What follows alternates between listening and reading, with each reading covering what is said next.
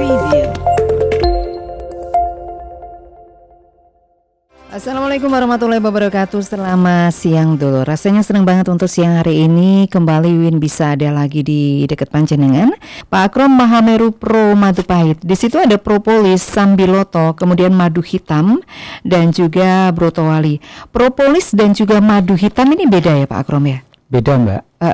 Kalau madu hitam ya madunya aja. Cuman kalau propolis ini diproduksi khusus untuk ratu lebahnya ya. Makanya di sini namanya untuk ratu pasti yang terbaik. Oh gitu ya. Ya kan? Nah, kenapa? Karena ratu lebah ini umurnya harus panjang. Dan dia kan fungsinya di koloninya atau di kelompoknya itu kan menghasilkan telur yang akhirnya nanti jadi lebah ya. Lebah itu ada 3 macam. Lebah prajurit, lebah pekerja, sama ratu. Sama ratu. Ya, ratunya ini harus di ya jenenge ratu ya tinggahne dhuwur gitu. Terus makanannya pun harus yang istimewa. Nah, di sini makanan istimewanya adalah propolis. Nah, makanya kalau kita mengkonsumsi propolis itu beberapa ini kan produk kan ada nih yang memang khusus jadi propolis. Nah, itu pernah saya ditanyain juga. Beliaunya itu kan darah tinggi. Dia konsumsi propolis. Akhirnya apa? Karena belum makan langsung propolis, ada yang langsung turun drastis ya tensinya itu. Makanya di sini nih karena dia itu sifatnya menyeimbangkan seluruh sistem tubuh dan cepat.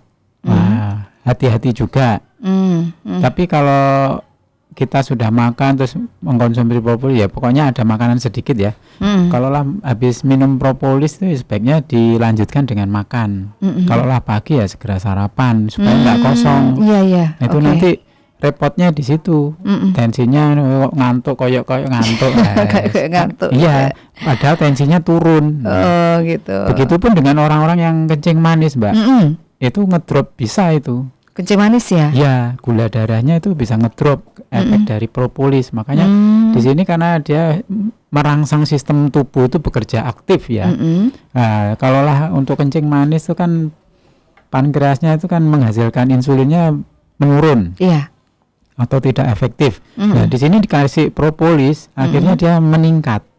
Ya, akhirnya meningkat produksinya. Nah, otomatis kan gula di dalam darah kalau belum makan kan dikonversi atau diubah menjadi energi, terus kemudian sisanya dijadikan kolesterol, dijadikan untuk lemak. Nah, itu kan langsung habis. Makanya gulanya ngedrop. Nah, makanya di sini untuk mengkonsumsi Mahameru Pro Madu Pahit, menghindari itu semua, ya toh? Makanya dicampur dengan madunya. Nah, madu itu kan sumber energi juga. Betul. Nah, supaya nanti kalau murni propolis bisa itu tadi. Nah, kalaulah sudah bercampur dengan madu, akhirnya energinya akan tetap seimbang. Apalagi dibantu dengan brotowali, porwoceng, pasak bumi, sama sambilotonya. Nah, di sini kan larinya apa istilahnya kandungan dari zat-zat itu kan mempunyai zat aktif yang lari ke sistem organ yang lain. Nah, kalaulah pahitan itu kan larinya ke jantung. Nah, kalau warna hijau itu ke liver. Makanya di sini kan perpaduannya pahit sama warna hijau, ya kan? Brotowali kan identik dengan tanaman kan hijau. Porwoceng, pasak bumi itu kan juga begitu. Sambiloto, nah itu kan larinya dia mengaktifkan kinerja dari liver atau hati untuk memproduksi yang namanya zat yang untuk membuat darah ya, komponen darah. Sehingga nanti darah di dalam tubuh kita tuh senantiasa baru. Ibaratnya kalau kita punya kendaraan, darah itu kan kendaraan ya. Fungsinya mengangkut sari makanan, oksigen, membuang karbon dioksida, membuang sisa-sisa pembakaran di dalam tubuh kita. Nah, kalau mobil-mobil atau truk-truk kita itu baru terus, kan enteng tariannya. Jari ini Pak sopir ini anyar ini mesti tariannya enteng ya. Nah, kalaulah di sini rasa warna hijaunya tadi dari tanaman itu kan meningkatkan kinerja dari hati untuk menghasilkan darah. Akhirnya otomatis apa? Yang namanya darah itu baru terus. Nah, yang sudah tua umurnya langsung dioper untuk digantikan yang baru. Makanya kalau kita mengkonsumsi Mahameru Pro Madu Pahit, rasanya badan itu rasanya bertenaga terus. Makanya betul. Ya, pencernaan juga akan lebih efektif. Iya, betul. Karena apa? Yang kemarin-kemarin mungkin livernya atau hatinya lemah, akhirnya dikuatkan, diberi nutrisi khusus untuk dia. Nah, mereka sendiri kan ya coba kalau kita lagi kerja kan keseringan kita nggak makan. Iya, ini kemarin itu pengalaman Wiwin ini Pak Akrom, dan ini tidak mengada-ngada ya, ini fakta gitu, atau boleh dibilang testimoni sebenarnya. Kemarin Sabtu itu kan terasa di ulu hati itu terasa tidak nyaman gitu ya. Yang saya rasakan seperti itu, kok tidak nyaman, kok nggak enak gitu, rasanya ganjel perih gitu lah ya. Terus minta sama Mbak Eni minta Mahameru Pro-nya itu langsung, tapi dosisnya tuh sebenarnya kalau di sini kan 1 sendok. Nah itu Wiwin ngambilnya 2 sendok karena memang sebenarnya 1 kurang gitu ya. Jadi pakai air hangat 2 sendok diminum itu alhamdulillah dalam waktu ya sekitar 1 jam itu sudah mulai enakan ke perut itu, ke ulu hati itu rasanya sudah enakan gitu. Itu sebenarnya kandungan apa ya Pak Akrom yang bisa membuat perut yang tadinya ganjel tidak enak sebah gitu ya itu terasa lebih nyaman saja setelah minum Mahameru Pro Madu Pahit? Ya, pada dasarnya ganjelnya di ulu hati itu apa sih gitu dulu ya, sehingga kita nanti larinya lebih mudah. Nah, ganjelnya di ulu hati itu kan yang namanya saluran pencernaan kita dari tenggorokan langsung masuk ke lambung ya. Nah, dari tenggorokan ke lambung itu ada klepnya ya, ya itu yang sphincter ya istilahnya dalam kedokteran itu ya, tinggi gampang klep ya. Klepnya itu kan nutup. Iya. Terus kemudian kalaulah perut kosong, asam lambung kan terbentuk. Nah, kalau dia tidak ada yang diolah, akhirnya apa yang terjadi? Dinding lambungnya yang kena. Nah, dan dia menghasilkan gas, makanya berdedek rasanya. Iya, rasanya nggak enak gitu di perut itu. Ya. Terus akhirnya rasa berdedek itu kan minta ada yang dikerjakan. Istilahnya kalau kita sudah dibilang kerja jam 7, terus jam 7 nggak ada yang kita kerjakan apa? Iseng kan? Iya, betul. Kita sebagai manusia aja iseng. Nah, asam lambung pun juga iseng. Dinding lambungnya itu ya mbuh tinggi kelotean, mbuh piye, akhirnya makanya rasanya kruk. Nah, rasanya terus membengkak. Nah, akhirnya mendorong ulu hati. Makanya ulu hatinya rasanya berdedek. Rasanya tidak nyaman. Terus kemudian kalau kita minumin Madu Pro, ya, Mahameru Pro, itu kan ada madunya nih. Iya. Nah, madu itu kan yang dikerjakan oleh asam lambung tadi. Nah, kemudian kandungan dari madu itu berisi energi ya, otomatis dia udah ada kerjaan pasti tenang. Awalnya itu, makanya mereda. Terus kemudian dari yang Sambiloto, dia kan meredakan rasa nyerinya tadi. Oh, yang nyeri itu tadi ya di Sambilotonya itu. Rasanya tidak enak tadi, begah tadi ya. Ya, Sambilotonya. Terus kemudian brotowalinya yang agak pedes-pedes dikit itu jadi menenangkan juga efeknya. Karena saraf itu kalau sudah mulai tegang itu kalau nggak segera ini akhirnya kan ke napas toh itu. Iya. Rasa berdedek di perut itu nafas kan nggak nyaman. Sering sendawa gitu ya, kayak gelegean gitu ya. Itu kan efek dari asam lambung yang menghasilkan gas tadi yang saya cerita. Betul. Nah, terus kemudian brotowali kan ada sedikit pedasnya, dan itu melegakan pernafasan. Makanya kalau itu akhirnya kan nafas juga rasanya lebih enteng.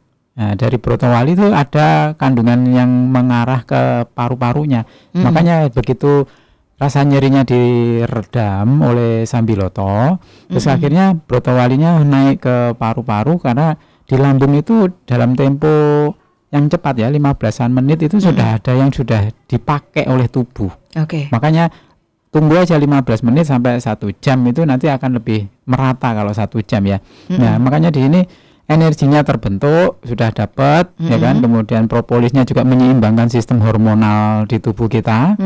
Enzim-enzim juga. Nah, kemudian zat-zat aktif yang di Sambiloto meredakan nyerinya ada, terus di brotowali untuk ada pedasnya sedikit itu membuat paru-paru atau pernafasan kita menjadi oke. Purwoceng dan Pasabumi menguatkan kinerja dari jantung sehingga energi itu segera tersalurkan ke seluruh tubuh. Makanya begitu 1 jam tubuh kita akan merasa lebih nyaman. Lebih nyaman. Ya. Oke.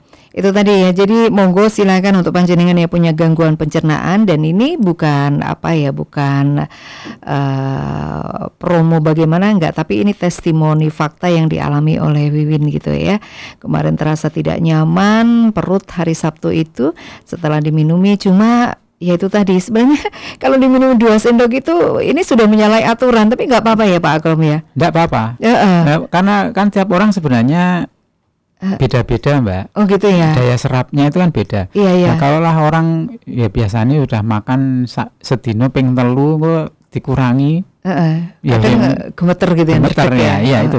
Makanya kalau jenengan kan dulu-dulunya mungkin pernah dua ya, kan, 2 sendok. Kalau dulu 2 sendok sehari 2 kali ya, gitu ya. Kalau dikurangi ya otomatis ya minta lagi. Iya, oh gitu ya. Ya nggak apa-apa. Makanya di sini kita mengambil dosis yang paling minim ya. 1 sendok itu yang paling minim, sehingga nanti harapannya orang yang sangat peka itu tidak terlalu istilahnya tuh terasa lebih berat ke tubuh. Karena apa? Ya sepeda motor ya, kalau sistem gigi ya, metik sekarang kan ya agak repot. Nah, kalau yang sistem gigi dari berhenti langsung gigi 2 kan nggak jalan-jalan. Iya betul.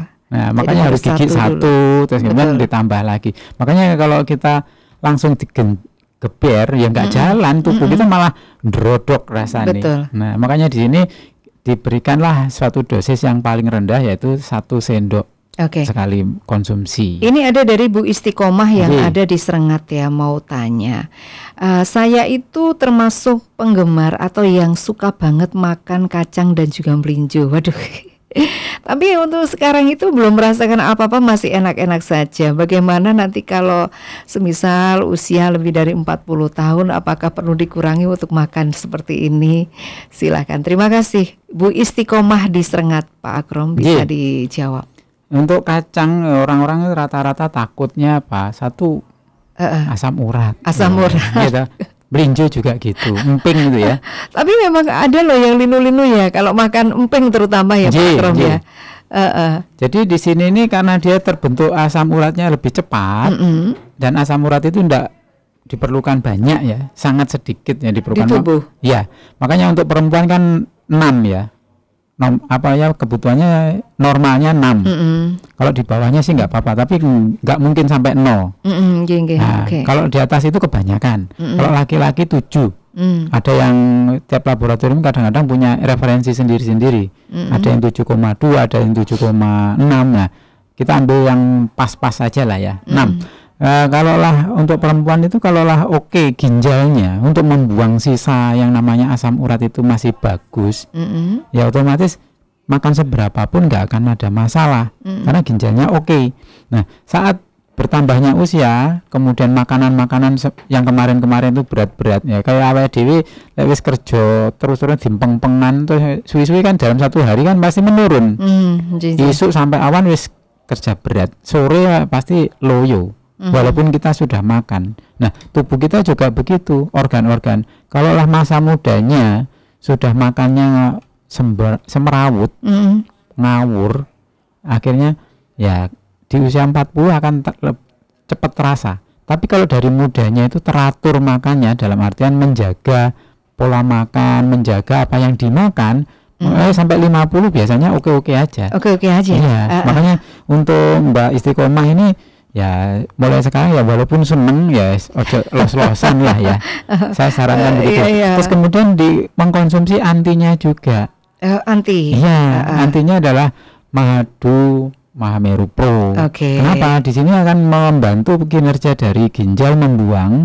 Itu sebenarnya secara langsungnya tuh ini ya, airnya, karena ginjal itu perlunya cuman air. Untuk antinya yang paling sederhana, yang sudah kompleks yaitu Madu Pro, Mahameru Pro Madu Pahit, gitu. Betul. Nah, kalaulah mau yang lain, kalau melinjo itu, kulitnya itu loh, kan sekarang itu nggak pernah dijual sepaket. Kalau emping ya emping tok, kulit melinjo didol dewi. Nah kalau gitu mau itu dikonsumsi bareng, sehingga nanti tidak memperparah kinerja dari ginjal. Oh gitu ya. Iya. Karena kulitnya itu sangat bagus juga untuk ginjal. Iya, membantu ginjal. Nah, kalau untuk ginjalnya sendiri itu sebenarnya sederhana. Ya, kita mengkonsumsi banyak minum, gitu. Terus air bening ya.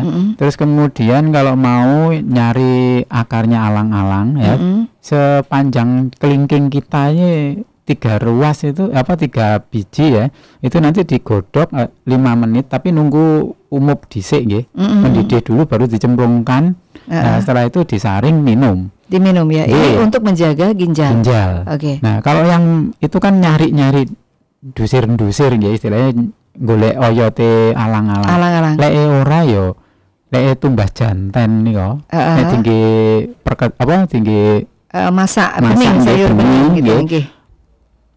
Rambutnya gak usah dibuang. Oh gitu ya. Itu dijemur kering, gak usah kena panas, diangin-angin kan ya udah kering. Nah itu nanti dijadiin teh. Oh, dibuat teh ya. Ya, ini untuk ginjal juga. Nah, makanya itu ya kalau mau digabungkan dengan Mahameru Pro Madu Pahit akan lebih kompleks ke tubuh kita untuk menjaga kesehatan kita. Kalau ini tadi rambutnya jagung itu, kalau itu rasanya gimana Pak Akrom kalau dibuat teh? Ya kalau saya sih baunya aja ya kayak jagung godok ngoten nih kok. Kalau rasanya nggak ada rasanya ya? Enggak. Tetap anyep gitu ya? Anyep. Cuman aroma jagung godok gitu ya? Agak gitu. Manis tuh kan jagung godok kayak gitu aja. Oh gitu, nah, makanya jangan bening dicemplung titik rusuh ini ya kan gitu. Padahal itu ya.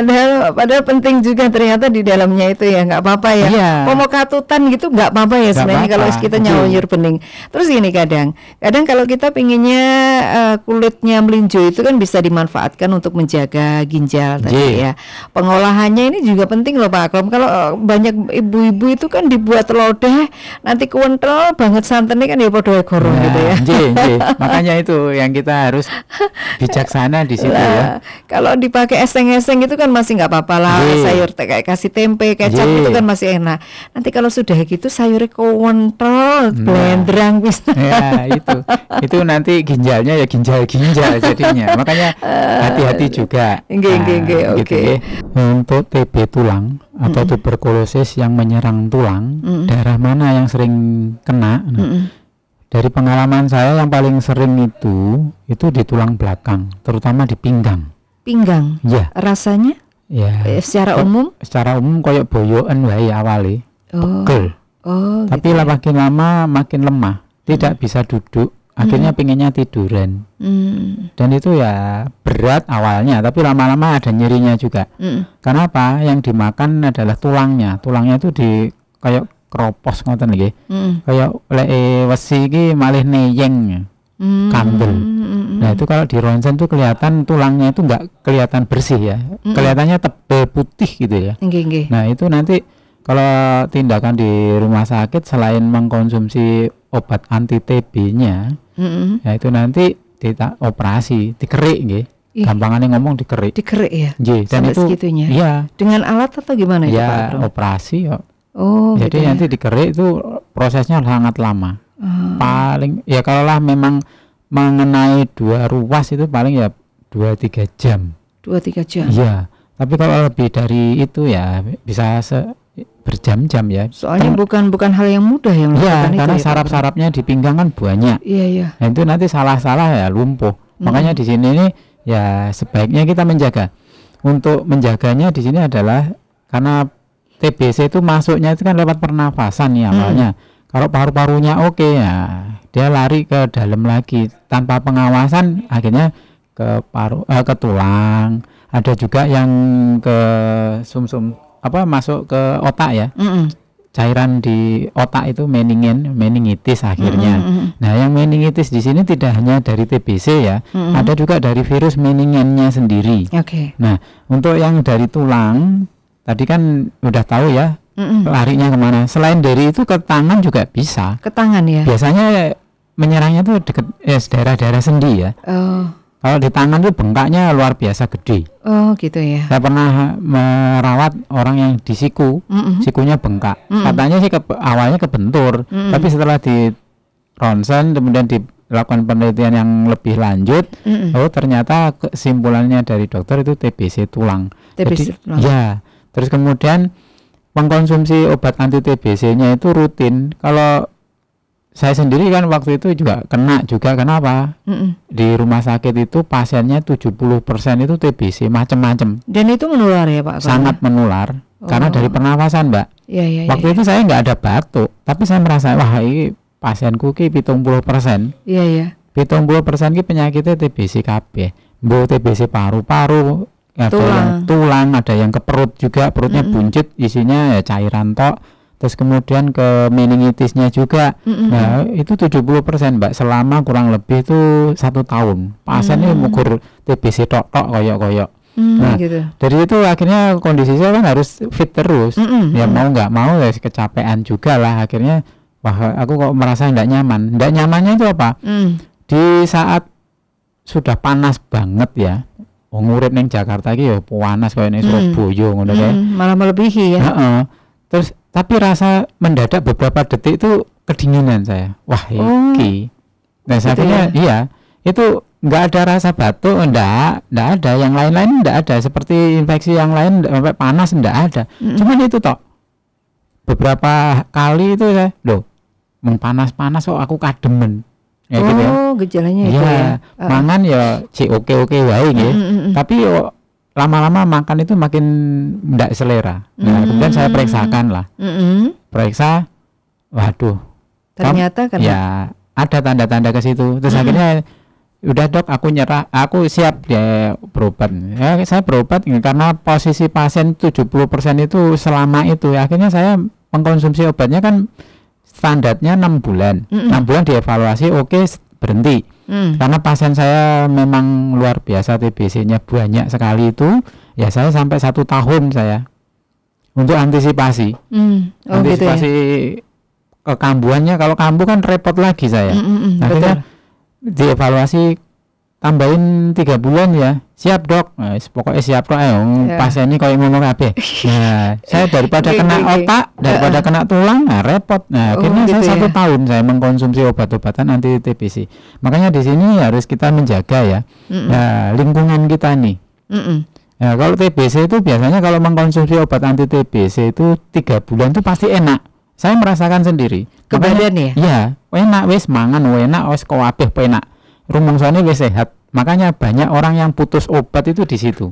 Waktu 3 bulan? Iya, setelah 3 bulan. Padahal itu belum selesai ya? Belum.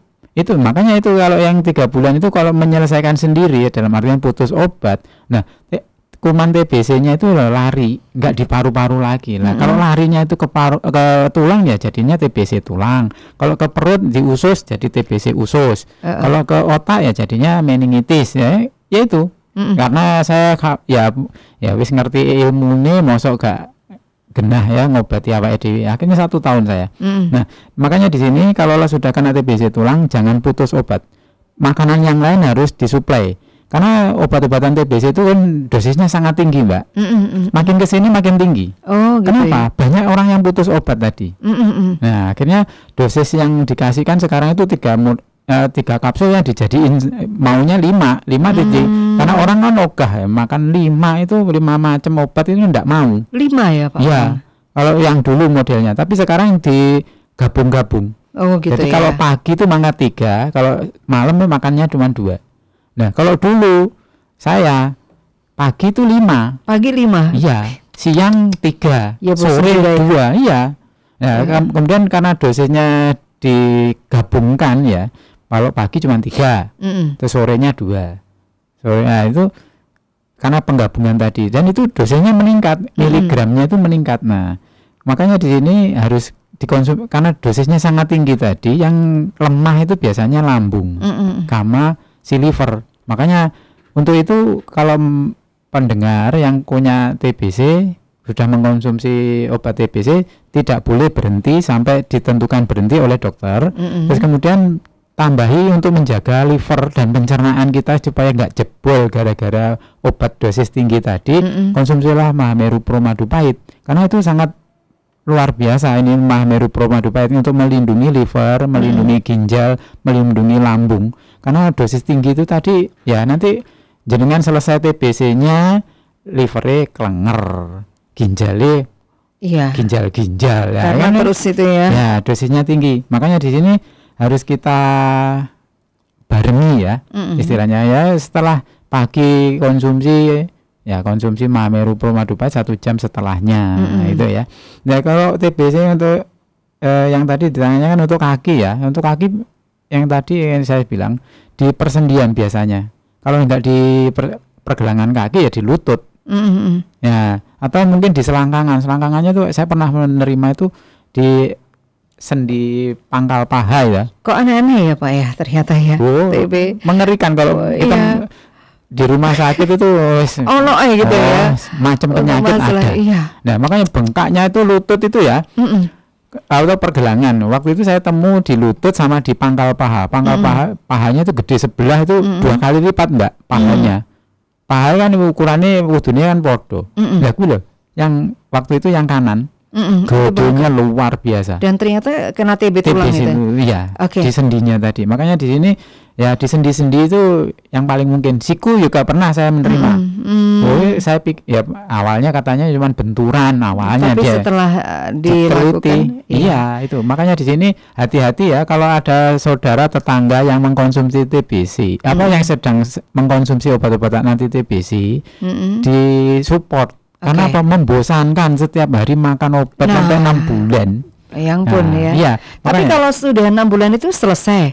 Nah itu nanti 6 bulan kan dievaluasi Mbak, dicek, di ronsen, diperiksa lagi ulang. Kalau nanti negatif ya sudah selesai. Tapi kalau masih ada virusnya ya berusaha dirampungkan gitu ya. Dirampungkan. Biasanya tambah 3 bulan lagi. 3 bulan evaluasi lagi.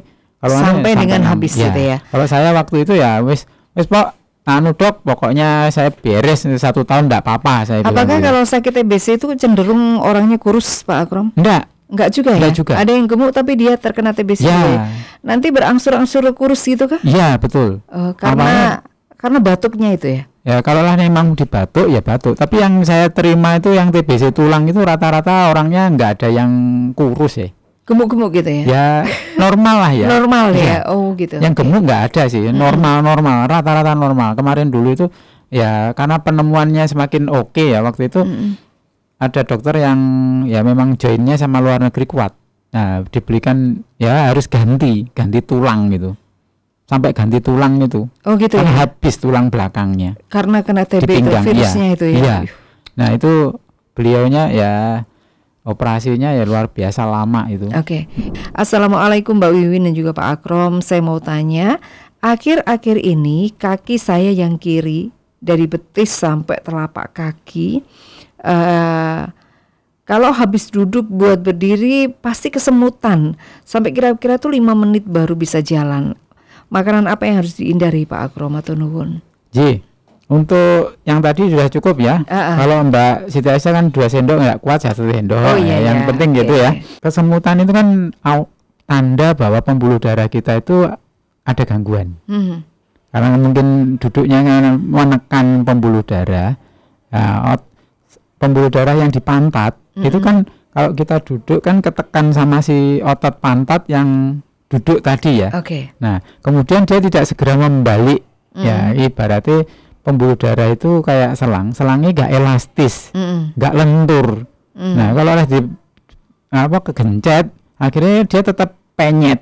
Nah itu yang menyebabkan jenengan itu kesemutan. Nah untuk itu gimana untuk menjaga kelenturan, keelastisitasan dari pembuluh darah? Ya konsumsi Mahameru Pro Madu Pahit itu juga membantu. Karena nanti pembuluh darahnya itu menjadi elastis, kuat, ya lentur. Tapi dia juga tidak mudah pecah. Nah, mengingat usia, biasanya keelastisitasan itu secara normal itu akan menurun. Kayak selang kalau kita beli sudah lebih dari 1 tahun kan mengeras juga kaku. Betul. Nah, kalau kegencet kan penyet terus. Yang awal beli kan dipenyet, diculnya ya wis bunder meneh. Nah, pembuluh darah kita juga begitu. Makanya di sini dengan mengkonsumsi rutin Mahameru Pro Madu Pahit, itu akan menjaga keelastisitasan, kelenturan dari pembuluh darah dan kekuatannya. Nah, makanan yang dihindari adalah makanan-makanan yang terlalu banyak memicu pembentukan kolesterol asam urat. Contohnya, Pak Bro? Ya, kalau lah sepertinya kan sederhana nih, kayak telur puyuh itu ya. Telur puyuh kan kecil ya, tapi nyatanya dia tuh sangat keras terhadap terbentuknya kolesterol. Dia kita makan telur puyuh 1, itu sama aja kita mengkonsumsi blendrang itu seminggu. Sebenarnya? Iya. Oh, telur puyuh itu ya? Iya, telur puyuh itu kadar kolesterolnya sangat tinggi. Tapi seumpama dikonsumsi oleh anak-anak gitu masih produktif gitu nggak apa-apa ya? Kalau masih produktif ya karena keaktifannya masih bisa toleransi. Tapi kalau yang sudah sepuh ya dihindari lah ya. Ya, untuk itu antisipasinya ya mengkonsumsi Mahameru Pro Madu Pahit. Nah, kemudian yang kolesterol itu ya kan asam uratnya ya emping kayak begitu ya dikurangi. Tapi kalau kita sudah tahu antinya kan lebih betul. Jadi ndak pengen ya wong pengen iki repot iki. Gitu. Wong pengen. Nah, makanya kita harus tahu antinya. Sehingga nanti tidak menyiksa kepinginan kita dan juga tidak menyiksa tubuh kita. Kalau lah ini yang perlu dilakukan pemijatannya di titik pergelangan tangan yang sisi dalam. Nah, kalau jenengan genggam kan ada urat yang kaku ya. Nah, wong mbah-mbah biyen ngarani keting bilang ngarani urat sing atos niku. Nah, 3 jari dari garis pergelangan tangan dari lengan sama telapak tangan itu ya. Nah, itu garisnya diukur 3 jari jenengan. Kemudian titiknya itu dipijat di antara 2 keting tadi. Dan itu dilakukan 3 menit setiap hari minimal 1 kali. Itu akan membantu kinerja dari pembuluh darah kita tetap stabil, tetap elastis, tetap kuat dan istilahnya itu ya menyehatkan tubuh kita secara umum ya. Pembuluh darah kita itu tidak terbatas hanya di pantat aja tadi yang saya cerita, tapi sampai di otak. Kalau otaknya pembuluh darahnya rapuh, ya nanti mudah pecah, akhirnya disebut stroke, pecahnya pembuluh darah. Nah, nanti kalau di kaki ya akhirnya jadi varises. Itu karena kelemahan dari pembuluh darah sebenarnya. Makanya titik yang untuk pijatnya dalam ilmu akupresur adalah 3 jari dari pergelangan tangan. Nah, kemudian konsumsinya ya yang jelas hindari yang mengandung meningkatkan kolesterol dan asam urat. Terus olahraganya ya semampunya lah, istilahnya seminimal mungkin olahraga itu 1 kali 1 minggu. Dan itu yang paling sederhana jalan-jalan pagi. Lebih sederhana lagi adalah peregangan aja. Itu seperti yang diajarkan Pak Akrom ya. Kita bahas itu. Nah, untuk menjaga kesehatan tubuh kita secara umum, nomor 1 adalah mengatur apa yang kita makan. Betul. Dan polanya ya. Pilah dan pilih istilahnya. Nah, memilah dan memilih makanan yang tidak meningkatkan kinerja dari organ dan tidak meningkatkan asam urat, kolesterol, juga gula, ya kan? Nah, ini harus waspada itu. Istilahnya kita harus menjaga itu. Nah, terus yang kedua, makanan yang paling bagus itu sebenarnya makanan-makanan yang ada di alam, secara istilahnya mateng, ora digodok, ora dibakar. Mateng alami. Ya, mateng alami, alias buah-buahan ataupun sayur yang tidak dimasak. Itu bagus karena enzim-enzimnya itu masih ada, tidak rusak. Nah, kemudian mengatur pernafasan kita. Mengatur pernafasan maksudnya gimana? Ya, makanya kalau kita sholat itu kan kita menjadikan tenang pernafasan kita lah itu. Nah, itu diatur pernafasan. Kalau lah enggak gitu ya menjelang tidur udah mapan nggih. Wis niatan turu ngono kan. Atur nafas, tarik nafas panjang pelan-pelan sampai dada penuh, ditahan 1 2 3, lepas nafas pelan-pelan. Itu namanya mengatur nafas menjelang tidur, supaya nanti kualitas tidur kita menjadi lebih baik, sistem hormonal dan enzim di dalam tubuh kita menjadi aman. Terus kemudian yang selanjutnya adalah olahraga. Olahraga adalah yang kita perlukan adalah peregangan. Coba jenengan mari dipijeti ngono kae. Itu kan sebenarnya olahraga juga, tapi pasif karena ada orang yang membantu. Nah, olahraga yang aktif apa? Jalan-jalan, terus kemudian ngangkat lutut. Ya kan, kalau sesekali aja jalan, walaupun kita nggak niatkan olahraga di rumah setiap hari, mundar-mandir dari depan ke belakang di dalam rumah itu ngangkat lutut beberapa langkah aja, itu sudah melakukan suatu olahraga minimal. Ya, jadi saya ulang lagi, makanan diatur, kemudian pilah-pilih ya, tadi makanan diatur dan dipilah-pilih, kemudian olahraga, terus kemudian mengatur nafas, ya kan? Nah, terus kemudian pijat yang tadi. Nah, itu kalau kita lakukan rutin ya, kalau pijatnya ya sebulan sekali lah. Untuk ini akan lebih nyaman ya tubuh kita. Dan jangan lupa Mahameru Pro Madu Pahit juga dikonsumsi, karena tanpa dilakukan kesemuanya, yaitu Mahameru Pro Madu Pahit kan termasuk dalam pilah-pilih makanan tadi. Betul. Ya kan? Nah, itu lagi akan menjaga kesehatan tubuh kita menjadi tetap bugar sampai dengan usia lanjut. Terima kasih untuk Pak Akrom. Jangan lupa sekali lagi Mahameru Pro Madu Pahit dulu ya, yang terbuat dari bahan herbal yang sangat aman untuk dikonsumsi, bisa membantu untuk menstabilkan tekanan darah ya, kemudian menstabilkan juga pancingan yang mungkin kadar gula darahnya sedikit naik gitu nggih. Jadi monggo tekanan darah, kadar gula itu juga bisa distabilkan dengan panjenengan rutin minum Mahameru Pro Madu Pahit. Banyak lain manfaat yang bisa diberikan begitu panjenengan rutin minum Mahameru Pro Madu Pahit. Bisa didapatkan di studio New Mahameru atau di beberapa agen terdekat panjenengan nggih. Nggih pun sekarang Win dan juga Pak Akrom pamit, simpati dan juga perhatian yang sudah panjenengan berikan diucapkan terima kasih. Selamat siang. Wassalamualaikum warahmatullahi wabarakatuh.